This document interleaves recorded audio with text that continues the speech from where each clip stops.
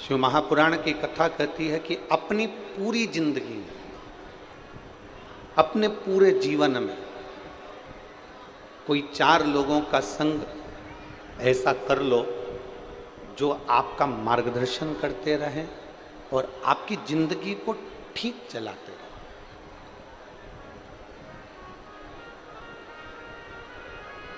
और उन 4 लोगों में सर्वश्रेष्ठ अगर कोई है तो 2 पूर्णता में श्रेष्ठ हैं, एक माता, दूसरा पिता।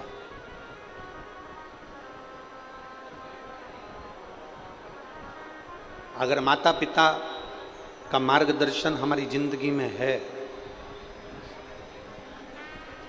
माता पिता का मार्गदर्शन हमारे जीवन में है, तो ये निश्चित मानकर चलिए कि आप जिंदगी में कहीं उलझ नहीं सकते। अगर उलझ भी गए तो माता पिता के वचन से और आशीर्वाद से सुलझ कर आगे बढ़ ही जाए, ये निश्चित है।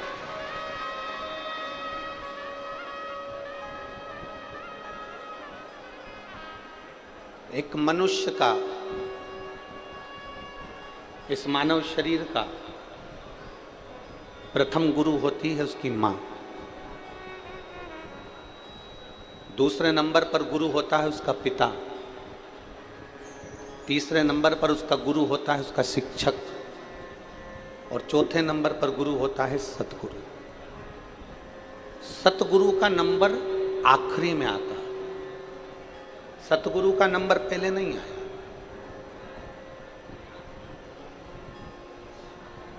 जिस गुरु से आप गुरु मंत्र लेते हो उस गुरु का नंबर चौथे नंबर पर है, आखिरी, उसका पहला नंबर नहीं।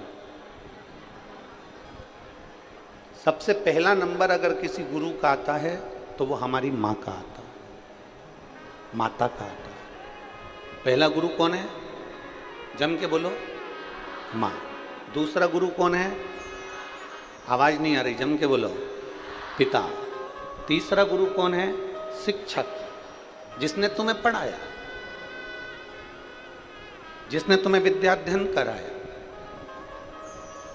तुम्हारी बुद्धि का विकास करा।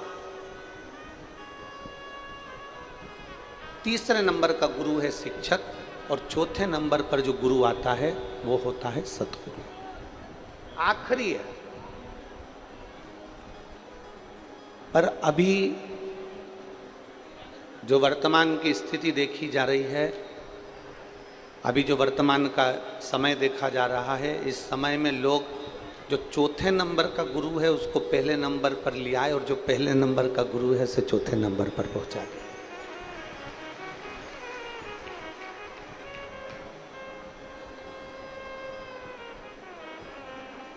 पर यह श्रेष्ठता नहीं है, इसको श्रेष्ठता नहीं कहें।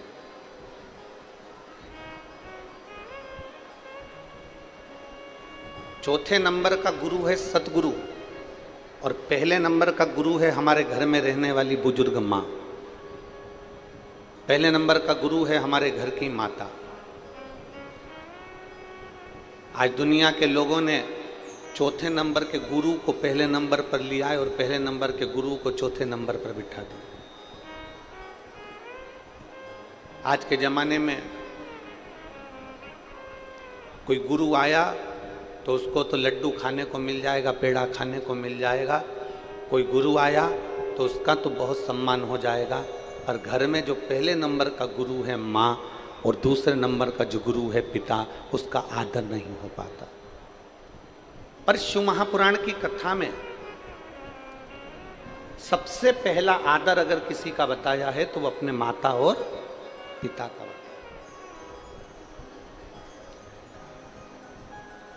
श्री गणेश जी महाराज ने और श्री षडानंद कार्तिकेय जी ने अपने माता पिता के कहने पर पृथ्वी की परिक्रमा करना प्रारंभ किया।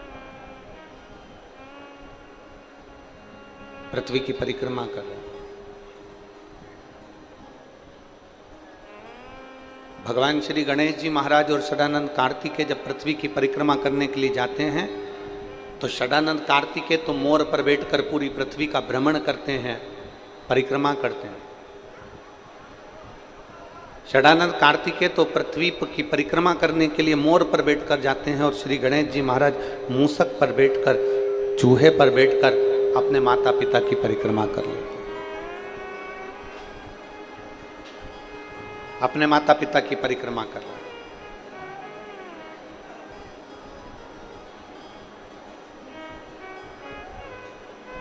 अब माता पिता की परिक्रमा कर रहे हैं मतलब माता पिता का आदर कर रहे हैं,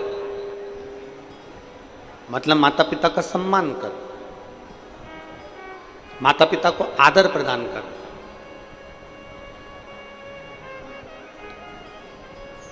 कार्तिकेय जी मोर पर बैठ कर गए, पूरे पृथ्वी की परिक्रमा कर कर आए और गणेश जी महाराज ने अपनी बुद्धि का परिचय दिया और अपने माता पिता की परिक्रमा कर।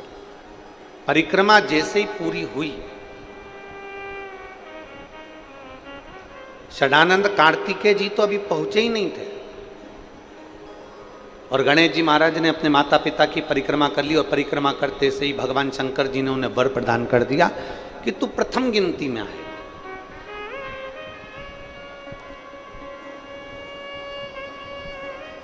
सारे देवताओं में तू प्रथम पूजा जाएगा, तेरी गणना प्रथम गिनती में करी जाएगी,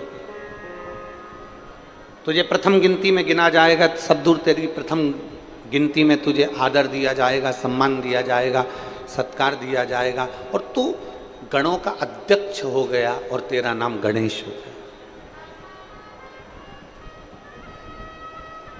अब जैसे ही श्री गणेश जी महाराज को वर प्राप्त हुआ, इतनी देर में षडानंद कार्तिकेय जी का आगमन हुआ और षडानंद कार्तिकेय जी का आगमन हुआ और षडानंद कार्तिकेय जी ने देखा कि मेरे भाई श्री गणेश जी महाराज को, जो मुझसे छोटा है, वो गणेश जी को प्रथम गिनती का वर दे दिया गया। प्रथम गिनती का वर उसको दे दिया गया। अब कार्तिकेय जी पृथ्वी की परिक्रमा कर कर जैसे ही आए, आते से ही अपनी मां के हृदय से लगकर रोने लगे। जरा शिव महापुराण का ये चरित्र अपनी जिंदगी में उतारिएगा। कई लोगों के मन में एक प्रश्न आता है कि शंकर जी की पूरी परिक्रमा क्यों नहीं होती, भगवान देवादि ने महादेव की परिक्रमा क्यों नहीं लगाई जाती, भगवान शंकर की परिक्रमा पूरी करी क्यों नहीं करी जाती, आधी परिक्रमा कर कर वापिस क्यों लौट आते हैं।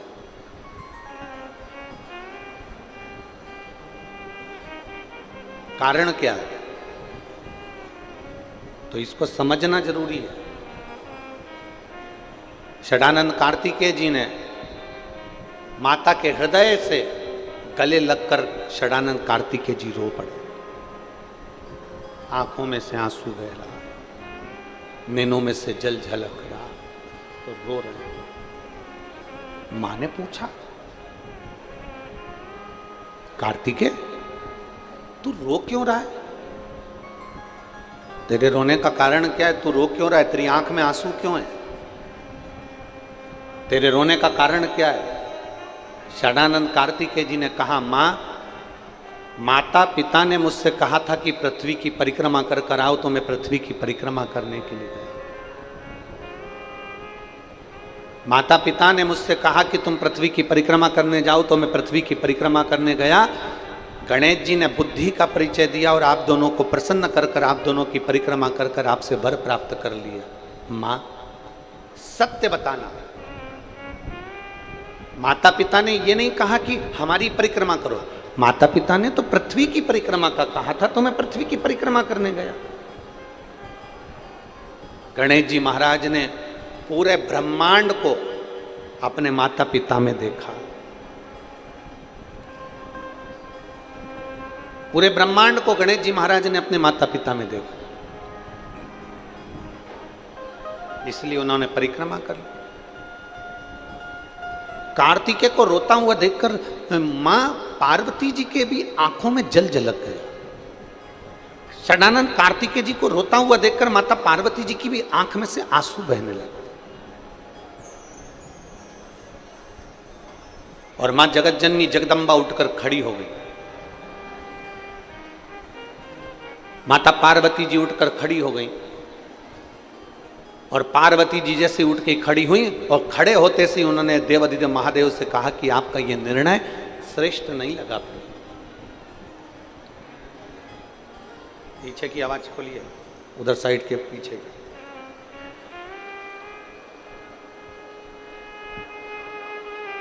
माता पार्वती जी उठकर खड़ी हो गई, और माता पार्वती जी जब उठकर खड़ी हुई और खड़े होते से माता पार्वती जी ने देवादिदेव महादेव से कहा कि ये तुम्हारा निर्णय अच्छा नहीं। आज पहली बार मां अंबा, मां जगदम्बा, मां दुर्गा भवानी, मां पार्वती जी ने पहली बार भगवान शंकर से कहा कि तुम्हारा निर्णय अच्छा नहीं। अभी तक माता ने कभी भगवान देवादिदेव महादेव से नहीं कहा कि तुम्हारा निर्णय अच्छा नहीं है, पर आज पहली बार माता पार्वती जी कह रही हैं शिव जी से, बाबा आपका ये निर्णय ठीक नहीं, आपका ये निर्णय श्रेष्ठ नहीं। भगवान देवादिदेव महादेव ने पूछा, क्यों पार्वती, क्या हो गया, हुआ क्या? पार्वती जी कहती हैं आपका निर्णय इसलिए ठीक नहीं है क्योंकि एक बेटे को तो आपने प्रथम गिनती में आने का वर दे दिया और दूसरे बेटे को कुछ नहीं मिला, इसलिए मुझे ये निर्णय ठीक नहीं। एक मां की वात्सल्यता क्या होती है, एक माता का स्नेह क्या होता है।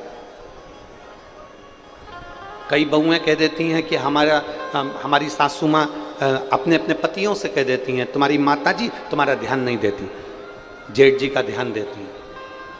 जेठानी कहती है देख लो तुम्हारी मम्मी को, देख लो तुम्हारी महतारी को।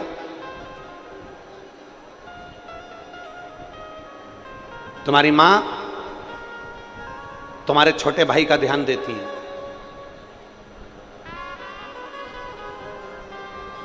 पर ईमानदारी की बात तो यह है, मां कभी अपने बच्चों में भेद नहीं करती है। मां अपने बच्चों को बराबर का दूध पिलाती है और बराबर की परवरिश करती है। मां की जिंदगी में कभी भेद नहीं होता, मां भेद नहीं करती, मां ने कभी भेद करा ही नहीं। ये कथा शिव महापुराण की जो कथा कह रही है, पार्वती जी की आंखों में जल भर गया, माता पार्वती जी रो रही हैं, माता पार्वती के नैनों में अश्रु भरा गए, माता पार्वती जी की आंखों में से जल झलक रहा है और देवादिदेव महादेव से कहती हैं पार्वती जी आज आपका ये निर्णय मुझे स्वीकार नहीं है, आज आपका निर्णय अच्छा नहीं है, आपने जो निर्णय लिया ये मुझे ठीक नहीं लगा।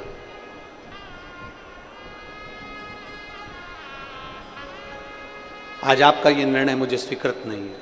शंकर भगवान ने पूछा क्यों, मेरे निर्णय में कमी क्या रह गई? मैंने तो जो निर्णय दिया सही निर्णय दिया, मैंने गणेश जी को प्रथम गिनती में दे दिया, और क्या चाहिए?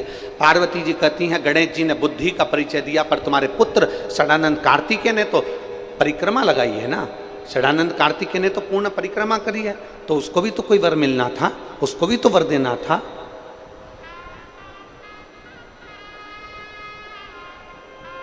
जब कोई वर षडानंद कार्तिकेय जी के सम्मुख में नहीं आया, तब माता पार्वती जी ने शंकर भगवान से वचन मांग लिया, और पार्वती जी ने शिव जी से वचन मांगा कि आप मुझे वचन दो कि आज के बाद आपकी कभी पूरी परिक्रमा नहीं होगी, आज के बाद आपकी कभी पूर्ण परिक्रमा नहीं होगी। गणेश जी की पूरी परिक्रमा हो जाती है, देवी जी की पूरी परिक्रमा हो जाती है, सारे देवताओं की, राम हो कृष्ण हो, सारे देवताओं की पूर्ण परिक्रमा हो जाती है, पर शंकर भगवान की पूर्ण परिक्रमा नहीं होती, क्योंकि उन्होंने माता पार्वती जी को कार्तिकेय, षडानंद कार्तिकेय के मुख को देखते हुए वचन दिया।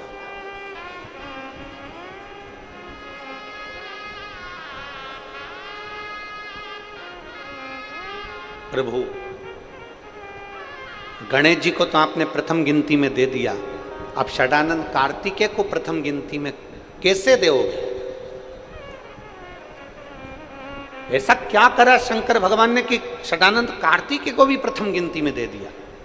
तो कहा जो घर के अंदर पूजन में, स्मरण में, अनुष्ठान में, पाठ में, शुभ कार्य में, सारे अच्छे कार्य में अगर प्रथम गिनती में गणेश जी को गिना जाएगा, तो उसी प्रथम गिनती में जो कलश रखाएगा उस कलश के ऊपर जो श्रीफल रखाएगा वो श्रीफल भी षडानंद कार्तिकेय के भाव से ही प्रथम गिनती का मान्य हो।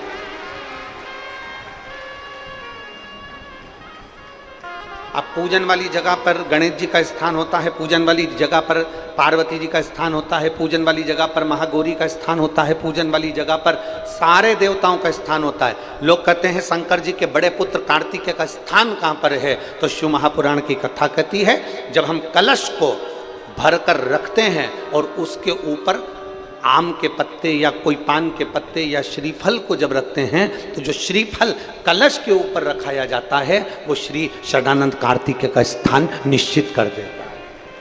षडानंद कार्तिकेय का स्थान निश्चित कर देता है। केवल एक मां, केवल एक जो अपने बच्चों को कभी रोता हुआ नहीं देखना चाहती, केवल एक। महाराज शिव महापुराण की कथा में अभी आपको कहा था कि कहीं जाते हो तो 4 जोड़ कपड़े लेकर जाते हो और कपड़े वो लेकर जाते हो जो तुमको ठीक लगे, कपड़े वो लेकर जाते हो जो तुम्हें अच्छे लगे। उसी तरह जैसे 4 जोड़ कपड़े हमारे शरीर को अच्छे लगे हम वो लेकर जाते हैं, उसी तरह 4 गुरुओं का आशीर्वाद आपकी जिंदगी में होना चाहिए। प्रथम माँ, द्वितीय पिता, तृतीय शिक्षक। जिस शिक्षक ने तुमको पढ़ाया है, जिस शिक्षक ने तुमको स्कूल में, कॉलेज में, विद्यालय में तुमको पढ़ाया है, वो शिक्षक का आशीर्वाद भी तुम्हारे साथ होना चाहिए। और चौथे नंबर पर आखिरी में आता है सतगुरु, उस गुरु का आशीर्वाद भी आपके पास होना चाहिए। पर सबसे पहले अगर आशीर्वाद की जरूरत है तो घर की माता और पिता का आशीर्वाद। प्रथम में मां, द्वितीय में पिता, तृतीय में शिक्षक और चतुर्थ में सद्गुरु। और मत बुरे कर्म कर बंदे वरना पछताएगा, भगवान की आंखों से तू बच नहीं पाएगा, तू बच नहीं पाएगा। अरे ओ अज्ञानी मत करना नानी, अरे ओ अज्ञानी मत करना नानी। तेरे कर्म का फल भी तू ही पाएगा, जैसा किया तूने तेरे आगे आएगा। मत बुरे कर्म कर वरना पछताएगा, भगवान की आंखों से तू बच नहीं पाएगा, तू बच नहीं पाएगा। अपने कर्म के अनुकूल हमें फल दो, अपने कर्म के अनुकूल।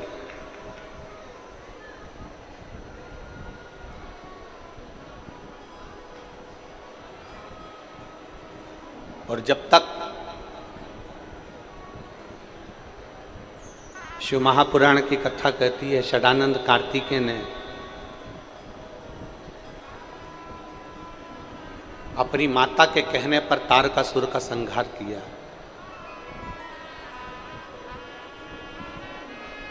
अपनी माता के कहने पर तारकासुर का संहार किया।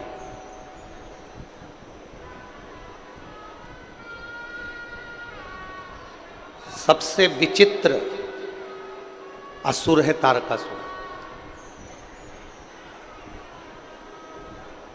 शायद दुनिया में ऐसा असुर नहीं हुआ, ऐसा राक्षस नहीं हुआ।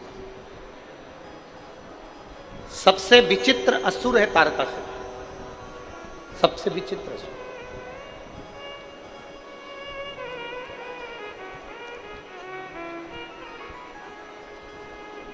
शायद दुनिया में ऐसा असुर नहीं हुआ, ऐसा राक्षस नहीं हुआ।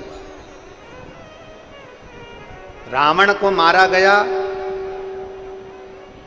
तो एक रत्ती का नहीं सोचा गया कि इसको कहां बाण लगना है इसके शरीर में, कहाँ बाण चुभना है इसके शरीर को, कहाँ कष्ट होना है, वो नहीं देखा गया। कंस को मारा गया तो ये विचार नहीं करा गया कि इसको कैसे मारना, पर केवल एक तारकासुर ऐसा था जिसको मारने के लिए भगवान शंकर ने भी विचार करा और माता पार्वती जी ने भी विचार करा कि तारकासुर के हृदय में बाण नहीं चुभना चाहिए, क्योंकि यह तारकासुर के हृदय में शंकर भगवान का निवास है, शिव का निवास। बोल बम का नारा है, सारी समस्या का हल।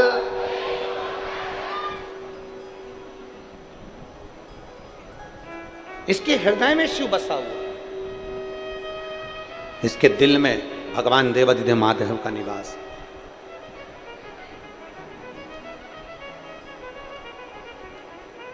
और क्यों ना हो,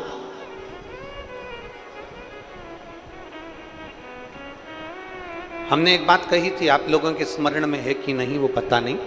कथा के पहले दिन एक बात कही थी, अच्छा कर्म करो चाहे बुरा कर्म करो, सत्य बोलो चाहे असत्य बोलो, भला कर रहे हो कि बुरा कर रहे हो, अच्छा कर्म कर रहे हो कि बेकार कर्म कर रहे हो, झूठ बोल रहे हो कि असत्य बोल रहे हो, सत्य बोल रहे हो कि असत्य बोल रहे हो। दुकान पर से भी व्यक्ति दुकान बंद कर कर घर पर आता है, बोलो जम के आता है कि नहीं आता है? अरे बोलो तो, आता है।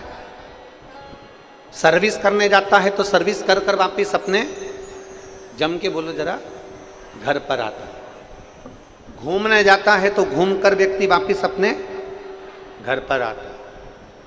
व्यक्ति कहीं पर भी जाए, तीर्थ करने जाएगा तो भी अपने घर पर आएगा, घूमने जाएगा तो भी अपने घर पर आएगा, दुकान जाएगा तो भी अपने घर पर आएगा, कहीं सर्विस पर गया तो भी अपने घर पर आएगा। वो दुकान पर क्या कर रहा है, ऑफिस में क्या कर रहा है, घूमने गया तो क्या कर रहा है, पर आखिरी में आता अपने घर पर है। उसी तरह शिव महापुराण की कथा कहती है, अच्छा कर्म करो चाहे बेकार कर्म करो, सत्य बोलो चाहे असत्य बोलो, चाहे कैसी भी जिंदगी जियो, पर शिव महापुराण की कथा कहती है कि रोज मेरे भोलेनाथ के मंदिर जरूर जाया करो, क्योंकि व्यक्ति का वहां पाप आधा समाप्त हो जाता है।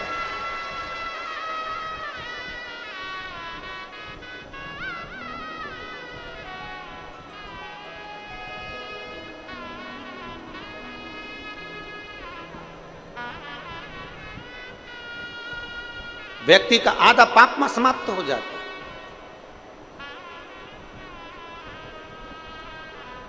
कपड़ा रखने की पेटी होती है, आप लोगों क्या है कि नहीं, जरा हाथ उठाओ जरा।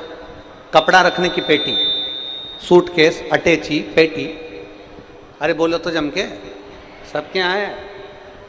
कपड़ा रखने की पेटी होती है,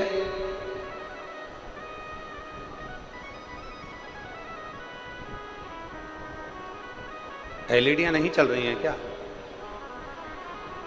पीछे की एलईडियां नहीं चल रही हैं?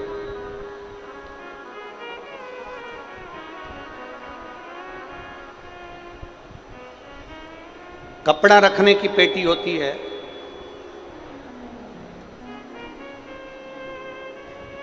मंदिर में दान रखने की पेटी होती है, क्या कहते हैं उसको? दान पेटी।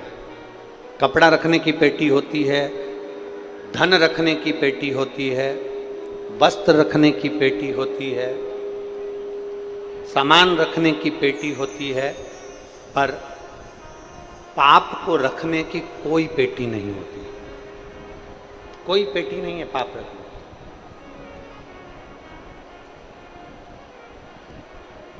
पाप को रखने की कोई पेटी नहीं है। बस इतना जरूर है कि मनुष्य से प्रतिदिन पाप होता है। ऐसा कोई संसार में नहीं जन्मा जिससे पाप ना हुआ, पाप ना हुआ। कल एक बहन का एक प्रश्न था, कथा पूरी हो गई थी तो हम उस प्रश्न का उत्तर नहीं दे पाए। वो प्रश्न आपका और हमारा सबका है।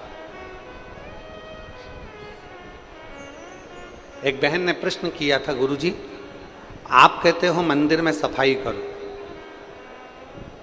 आप कहते हो मंदिर में झाड़ू लगा लो, पोछा लगा लो, साफ कर दो, पर मंदिर में कोई मीठा चढ़ा जाता है तो थोड़ी छोटी छोटी चींटियां हो जाती हैं, चींटे हो जाते हैं मंदिर के अंदर, छोटे छोटे चीटा चीटी हो जाते हैं, और हम जब साफ करते हैं ना तो वो चीटा चीटी मर जाते हैं। ये केवल उस महिला का प्रश्न नहीं है, ये आप और हमारा सबका प्रश्न है।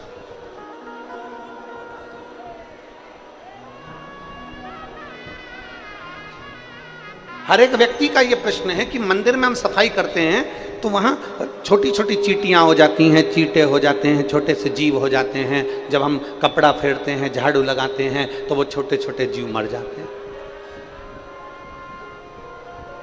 अब वो जीव मर गए, छोटे छोटे जीव समाप्त हो गए, तो उसका पाप तो हमारे माथे चढ़ेगा ना गुरुजी, हमारे माथे पर वो पाप तो चढ़ेगा। शिव महापुराण की कथा कहती है, भगवान देवादिदेव महादेव का चरित्र कहता है। आप मंदिर की सफाई कर रहे हैं, आप मंदिर की देखभाल कर रहे हैं, आप परमात्मा के चरणार विंद की देखभाल कर रहे हैं। उस समय पर आप परमात्मा के मंदिर को स्वच्छ कर रहे हैं, आप भगवान के मंदिर को स्वच्छ कर रहे हैं, और स्वच्छ करते समय इस शरीर के द्वारा भगवान के उस मंदिर में जो जीव निकल और ज़्यादा मात्रा में हो तो शिव महापुराण की कथा कहती है थोड़ा सा पानी डाल दो, डालते से वो जीव एक और चले जाएंगे। प्रयास ये करा करो कि अपने द्वारा, इस शरीर के द्वारा कोई जीव की हत्या ना हो, कोई जीव समाप्त ना, कोई जीव की हत्या ना,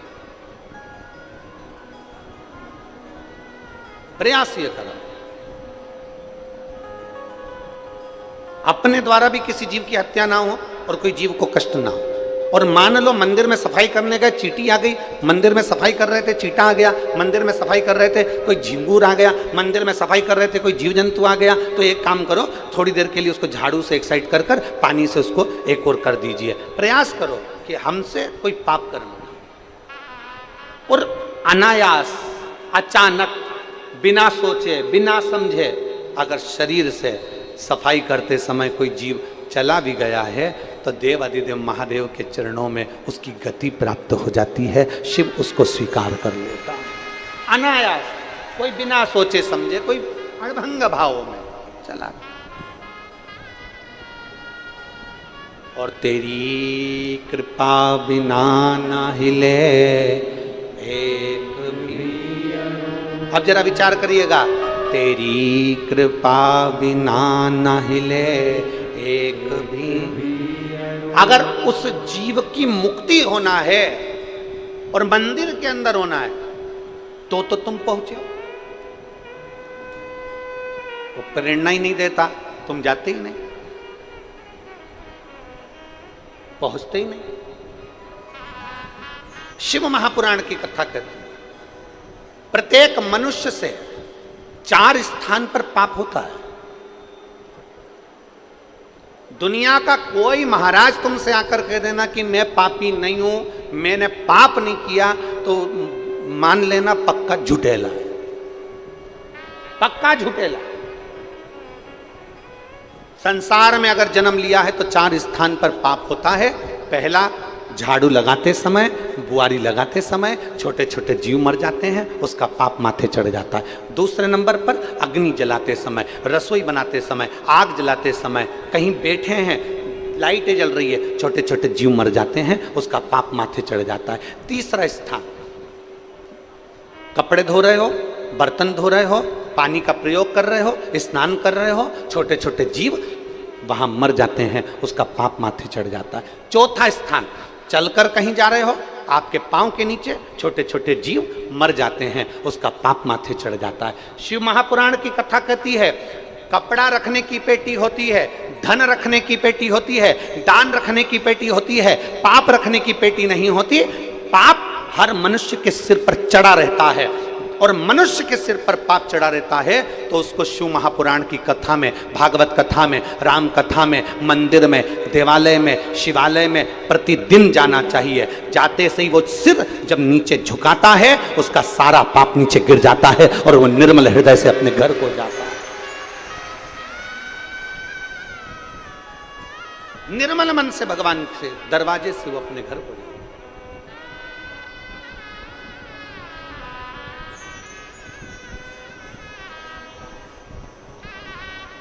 अभी माननीय बघेल जी कह रहे थे कि 46 डिग्री टेम्परेचर, और यहाँ खड़े होकर वो बोल रहे थे कि इतना जन सैलाब बड़ा कठिन काम है। ये शब्द हैं, बड़ा कठिन काम है, इतना जन सैलाब और 46 डिग्री टेम्परेचर। अब ईमानदारी से कहना मेरी जीजियों, अगर दोपहरी में कोई शादी भी कर लेना तो मेरी बहनें घर से नहीं निकलती हैं। कोई शादी की सालगिरह मना ले तो मेरी बहन घर से नहीं निकलती हैं। कोई बुलावा कर ले, कोई फंक्शन कर ले तो मेरी बहन 46 डिग्री टेम्परेचर में दिन में घर से नहीं निकलती है। और आज अपने घर से छाता लाकर, पानी की बोतल लेकर, खुद का खर्चा कर कर लाखों की संख्या में पूरे पंडालों में भक्त भरे पड़े।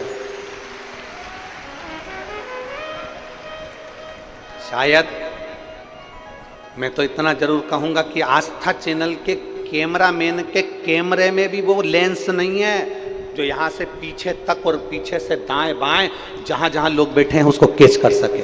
वो लेंस में भी इतना पावर नहीं होगा कि आखिरी छोर तक कैच कर ले। अब इतने भक्त, टेंट, और टेंट नहीं मिल रहा तो अपने घर की चादर, अपने घर की चादर, छाते सब साथ में लेकर। और एक बधाई आपको और दे दें, सोलापुर की जो कथा 6 तारीख वाली कैंसिल हुई थी उसकी जगह 9 तारीख से 12 ज्योतिर्लिंग में से एक ज्योतिर्लिंग मां नर्मदा जी का घाट ओमकारेश्वर में शिव महापुराण की कथा होगी।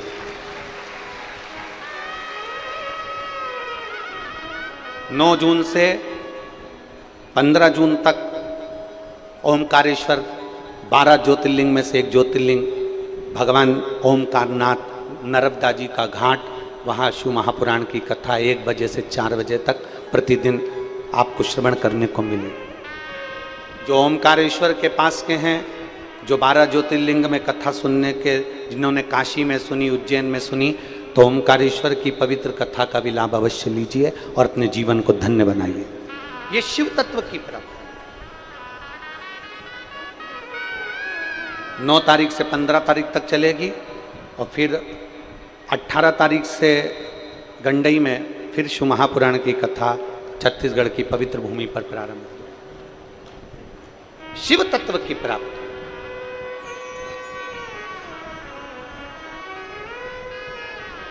चार स्थान जहां व्यक्ति से पाप होता है। पहला, जम के बोलो, झाड़ू लगाते समय। दूसरा, आगी जलाते समय। तीसरा, बोलते जाओ, पानी, कपड़ा, बर्तन, स्नान करते समय। चौथा, चलकर कहीं जा रहे हैं, अपने पांव के नीचे छोटे छोटे जीव मर जाते हैं, उसका पाप माथे चढ़ जाता है। ये पाप कर्म हमारे वास्ते। और इस पाप कर्म को कहीं समाप्त नहीं कर सकते। केवल एक स्थान है इस पाप कर्म को समाप्त करने का, वो देवाधिदेव महादेव का चरणारविंद, शिवालय, देवालय और मेरे देवाधिदेव महादेव की कथा। जहां जाकर आप बैठते हो तो पाप अपने आप समाप्त होता चले जाता है, अपने आप।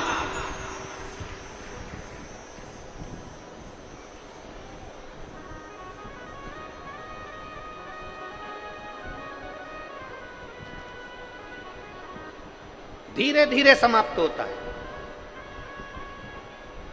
एक पत्र है, देखिए।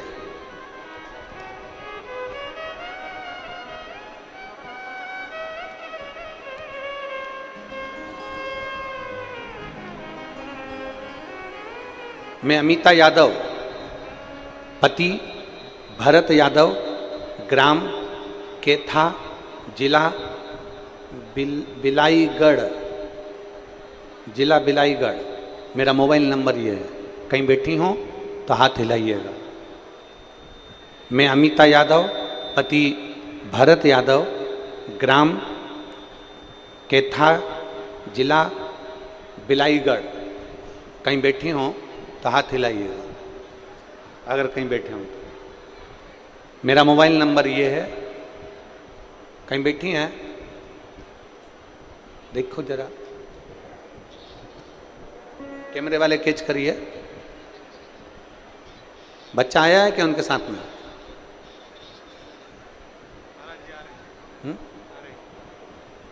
बच्चा लाए हैं साथ में?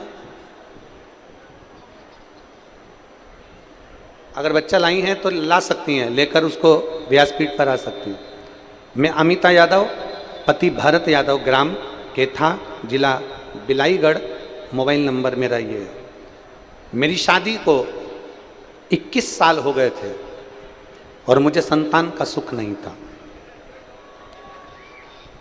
गुरुदेव, 21 साल में ऐसा कोई डॉक्टर नहीं जिसके हमने हाथ पैर नहीं जोड़े हों।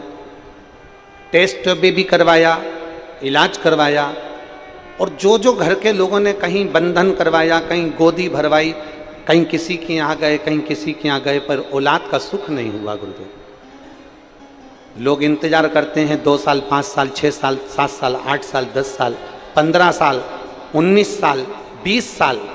हमने संतान के लिए 21 साल इंतजार करा, पर संतान का सुख नहीं हुआ। तब गुरुदेव, मेरी छोटी बहन ने बताया कि टीवी पर सीहोर वाला महाराज कथा करता है, आप सीहोर वाले महाराज की कथा सुनो। आसन लगाकर अगर टीवी के सामने बैठकर कथा सुनोगे तो भगवान कुछ ना कुछ अच्छा करेगा। हम टीवी को चालू कर लेते, आसन लगाकर बैठ जाते और आपकी कथा सुनते। आपने शंकर जी के मंदिर में सफाई करने का कहा, हमने शिव जी के मंदिर में जाना प्रारंभ करा और सफाई करना प्रारंभ कर दिया। लोग मेरे ऊपर हंसते कि औलाद तो इसकी है नहीं, घर में फ्री है, इसलिए मंदिर में झाड़ू पोछा करती रहती है। पर गुरुजी, आप कहते हो ना कि दुनिया ताने देगी, देने दो। लोग हमें ताने देते रहे और हम शंकर जी के मंदिर में सफाई करते रहे। गुरुदेव, कमर में सफ़ेद आंकड़े की जड़ बांध ली और पशुपतिनाथ का व्रत प्रारंभ कर दिया। मेरे बाबा ने ऐसी कृपा करी गुरुदेव कि 3 महीने भी पूरे नहीं होने दिए और 2.5 महीने में मेरा गर्भ ठहर गया, और बाबा की कृपा से 21 साल के बाद मेरे घर में संतान की प्राप्ति हुई।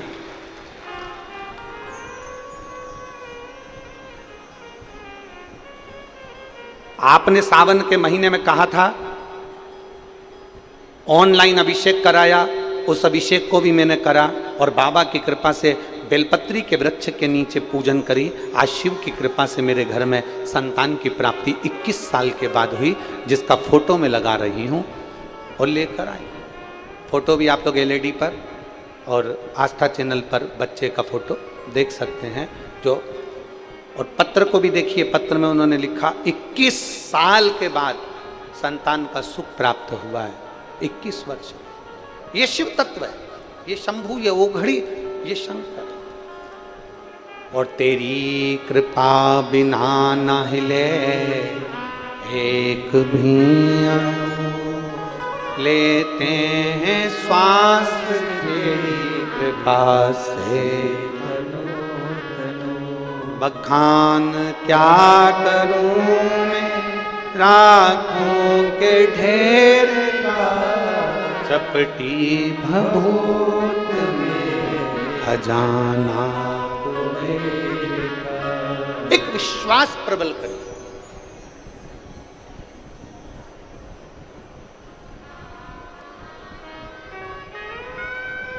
थोड़ा मेरा देवादिदेव महादेव, थोड़ा मेरा शंकर, थोड़ा मेरा भगवान ओघड़ दानी थोड़ा परीक्षा ले सकते, थोड़ी देरी हो सकती है, थोड़ा देर हो सकती है।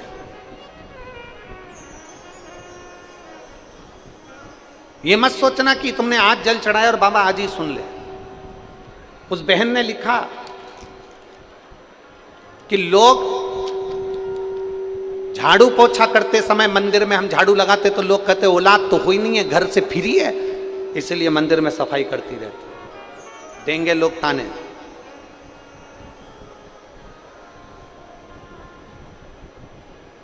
आज एक बात कहना चाहते हैं, बड़ी सावधानी से सुनिएगा।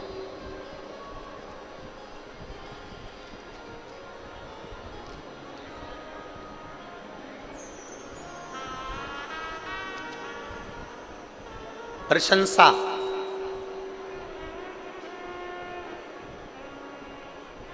आपकी तारीफ आपकी डिग्री से, आपकी योग्यता से मिल सकती है। क्या चीज? जम के बोलो, जम के जरा। प्रशंसा आपकी तारीफ डिग्री से, आपकी योग्यता से, आपकी प्रसन्नता, आपकी प्रशंसा आपको मिल सकती है। पर निंदा आपको डिग्री से नहीं मिलती है, निंदा आपको योग्यता से नहीं मिलती है। आपकी निंदा आपकी उन्नति से मिलती है, आपकी उन्नति से। आप उन्नति की सीढ़ी पर जैसे जैसे चढ़ते जाओगे, जैसे जैसे आगे बढ़ते जाओगे, वैसे वैसे लोग आपकी निंदा करना प्रारंभ कर देंगे। आपकी प्रशंसा, जैसे कोई आया तो प्रशंसा करी, साहब ये ऐसे हैं, फलाना है, ढिमका है, ये है, वो है, खूब प्रशंसा करी, ये आपकी डिग्री से मिली है, ये आपकी योग्यता से मिली है। पर निंदा आपकी योग्यता से नहीं मिलती है, निंदा आपकी डिग्री से नहीं मिलती है, निंदा आपकी उन्नति से मिलती है। जैसे जैसे उन्नति की सीढ़ी पर चढ़ते जाओगे, प्रशंसा कम मिलेगी और लोग टांग ज्यादा खींचेंगे, गालियां ज्यादा देंगे, अपशब्द ज्यादा कहेंगे, ताने ज्यादा कसेंगे और इतना आड़ा टेढ़ा कहेंगे कि आपको अंदर से तोड़ने का प्रयास करेंगे।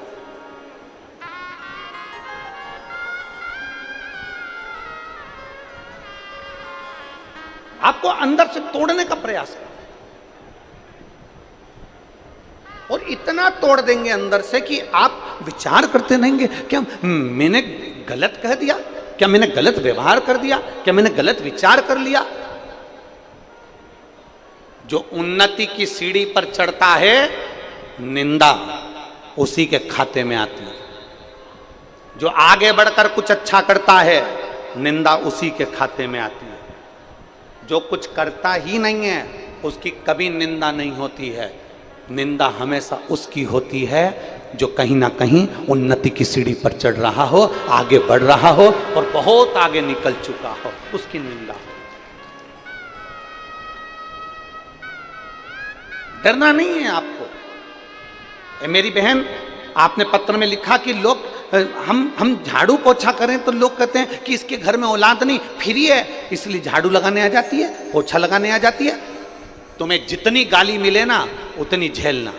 और शंकर भगवान के मंदिर में जाऊं ना, एक लोटा जल चढ़ाने के लिए मेरी जीजियों और मेरे जीजाओं, मेरी बेटियों, मेरे बेटाओं, मेरी माताओं, अगर शंकर के मंदिर में जल चढ़ाने जाओ ना तो शंकर जी से एक प्रार्थना रोज करना, बाबा मुझे मेरी निंदा सुनने की एनर्जी देना, बल देना, ताकत देना कि मैं अपनी निंदा सुन सकूं। क्योंकि निंदा होगी जब आप उन्नति पर चढ़ रहे होगे, निंदा होगी जब आप आगे बढ़ रहे हो। कई लोग किसी माताओं को, कई माताएं कह देती है, देखो अपने आप को कितनी इतरा रही है, हीरोइन बने जा रही है। अब वो हीरोइन जैसी सुंदर होगी तो ही तो उसको निंदा सुनने को मिल रही है। अगर सुंदर नहीं होती तो कौन कहता कि तू हीरोइन जैसी अपने आप को समझदार बन रही है। अब इतनी सी बात के पीछे उससे लड़ना नहीं है कि तूने मुझे ऐसा कह दिया, तुम बताओ वो तो ऐसा बोल दी, वो तो ना, बल्कि प्रसन्न होना कि मेरे भोलेनाथ ने मेरी सुंदरता ऐसी बनाई कि दुनिया आज भी मुझसे जल रही है। संकोच ना करिए।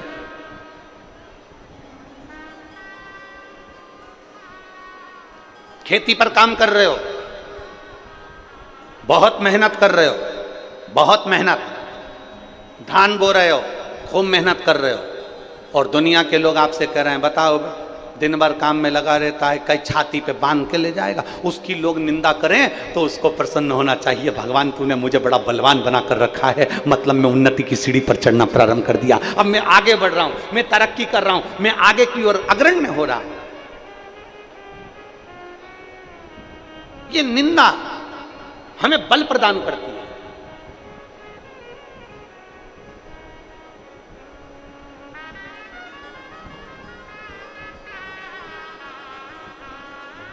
और हमने पहले भी कथा में कहा कि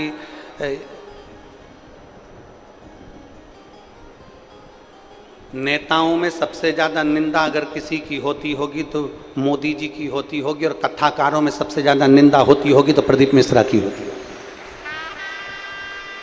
हम पहले भी कहे, सबसे ज्यादा निंदा अगर होती होगी ना तो जो उन्नति की सीढ़ी पर चढ़ रहा है, जो तरक्की कर रहा है, जो आगे बढ़ रहा है, बहुत कुछ करने के लिए तैयार, संपूर्ण विश्व को जो जोड़ने का काम करेगा, संपूर्ण भारत को मंदिर और देवालय शिवालय से अगर जोड़ने का काम करेगा, तो लोग उसके ऊपर ताने भी देंगे, गाली भी देंगे, अपशब्द भी कहेंगे और उंगली भी उठाएंगे, और तैयार रहना है। और जितने शिव भक्त शंकर जी की कथा को सुन रहे हैं वो भी तैयार रहें। आप अगर रोज मंदिर जाओगे शंकर जी के, लोग आपको ताना देंगे, ये चल दी सती सावित्री। तुम रोज भगवान शंकर के मंदिर जल चढ़ाने जाओगे, लोग कहेंगे ये चल दी सियोर वाला महाराज की चेली।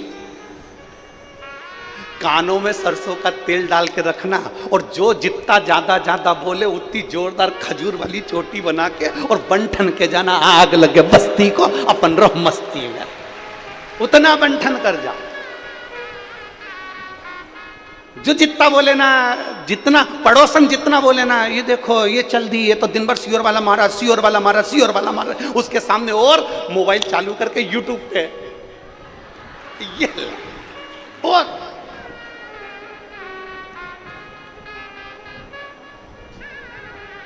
कथा में आके लोग अपना फोटो खींचते हैं। बोलो जम के बोलो, अरे बोलो तो, खींचते हैं ना, अब बोलो तो पक्का। इधर वाली कहाँ है, बोलो जरा, खींचते कि नहीं खींचते? जब कथा में आके लोग अपना फोटो खींचते हैं और हमसे लोग कहते हैं गुरुजी तुम नहीं खींचते हो, तो हम उनसे कहते हैं हम भी खींचते हैं। तुम फोटो खींचते हो, हम लोगों को शंकर जी की ओर खींचते हैं, प्रयास बस इतना। तुम फोटो खींचते हो और हम शिव भक्त को शंकर की ओर खींचते हैं। सेल्फी तुम भी ले रहे हो, सेल्फी हम भी ले रहे हैं, हम भी ले रहे हैं। बस अंतर इतना है, तुम्हारी सेल्फी मोबाइल में से डिलीट हो सकती है, पर मेरे महादेव का ऐसा मोबाइल है उसमें से कोई डिलीट होता ही नहीं है। जो एक बार जुड़ गया वो बाबा का हो गया, वो डिलीट नहीं हुआ। एक पत्र देखिए,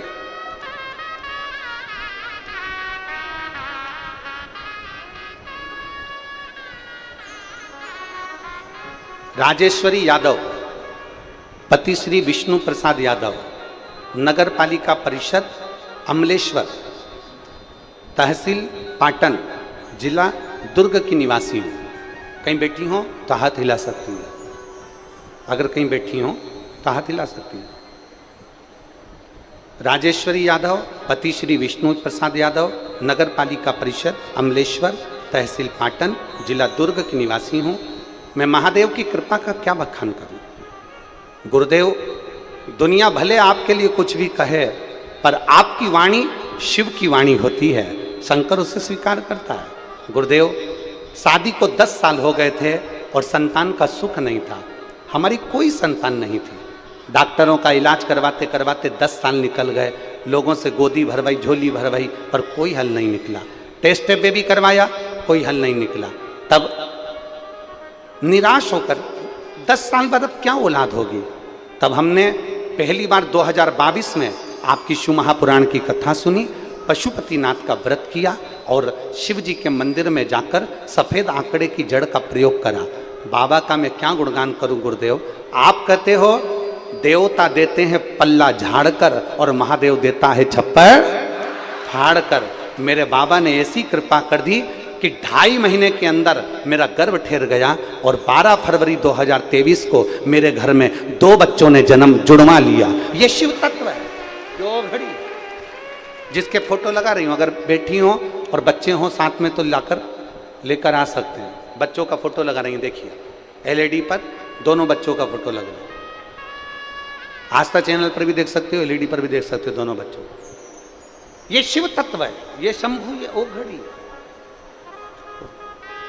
तो यहां तो शिव कह रहा है, यहां शास्त्र वर्णन कर रहा है। खाली ना जाता कोई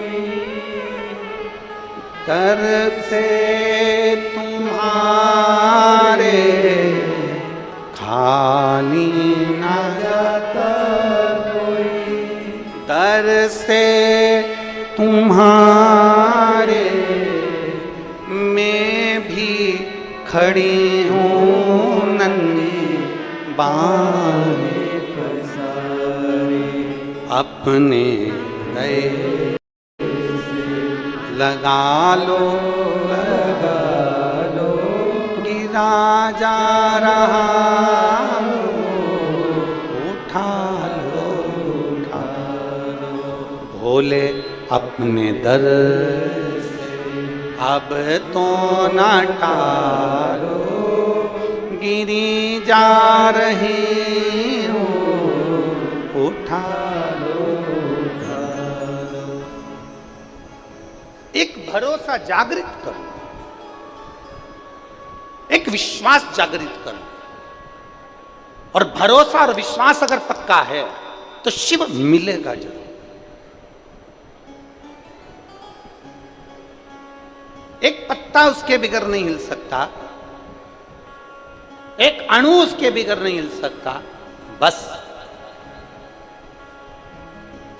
उसका भजन में मन आपका होना चाहिए और विश्वास की दृढ़ता होना चाहिए।